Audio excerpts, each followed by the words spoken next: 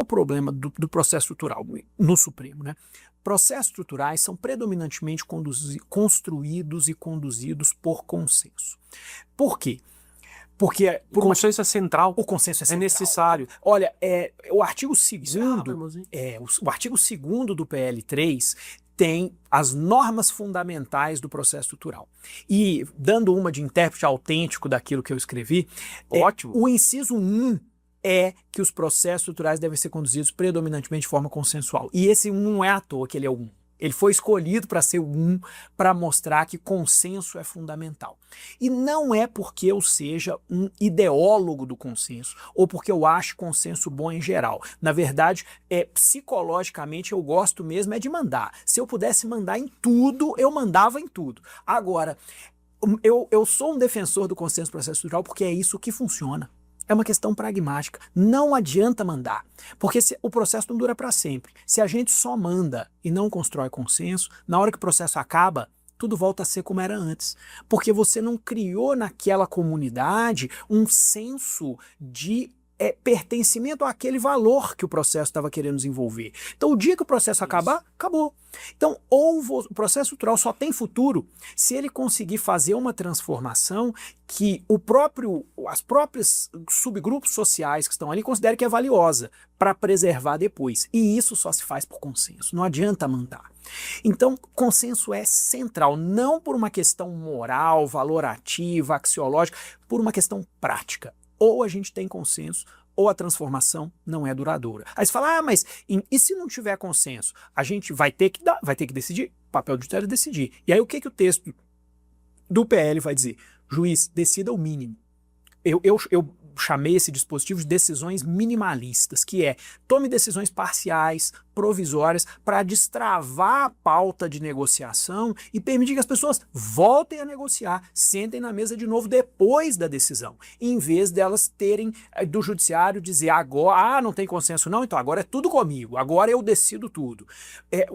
Não há uma necessária dicotomia entre consenso e decisão. Se não tiver consenso, eu posso decidir só um pouquinho e falar com as pessoas, decidi isso aqui, negociem mais um pouco aí e ver se dá para avançar um pouco mais a partir do que eu decidi, né? E aí você fala, mas por que não dá para fazer isso no Supremo? Há vários problemas de fazer isso no Supremo. E não são problemas pessoais, são problemas institucionais. Claro. Primeiro, o processo estrutural lida muito com fato, com a vida real, com a concretude. E tribunais não são bons para apurar fato. O tribunal existe para julgar recurso. Quem apura fato é o juiz, que faz audiência, que chama todo mundo. Fala, mas dá para fazer audiência no Supremo.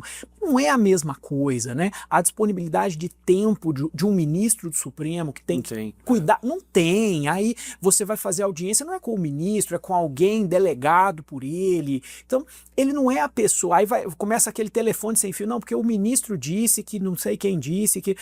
Isso não é bom. Isso, em primeiro lugar, não é bom. Então, o ministro não tem tempo bastante para tocar esses processos da forma que eles precisam. Segundo ponto, é difícil você construir consenso num ambiente em que alguém manda muito. Porque a tendência, quando você tem muita autoridade, é que as pessoas não queiram discordar da autoridade, né? Então, a gente só consegue ter discussões em busca de consenso quando houver um ambiente razoavelmente horizontal. O que já vai ser difícil construir no judiciário já exige do juiz um despreendimento, exige um juiz menos no pedestal, mas ainda mais difícil no Supremo, porque você tem as maiores autoridades da República. Então, sim, é muito difícil dizer não nesses contextos, é muito difícil construir um consenso verdadeiro. Então, você tem pouco tempo, muita autoridade, você tem esse problema de captura da pauta, como que você mencionou, de levar as pessoas certas até lá, às vezes até por uma questão geográfica mesmo. Às vezes o problema não está em Brasília, às vezes o problema está em outro lugar do Brasil, está no Pantanal, está na Amazônia. Então, até para você trazer os grupos relevantes, não é tão simples assim.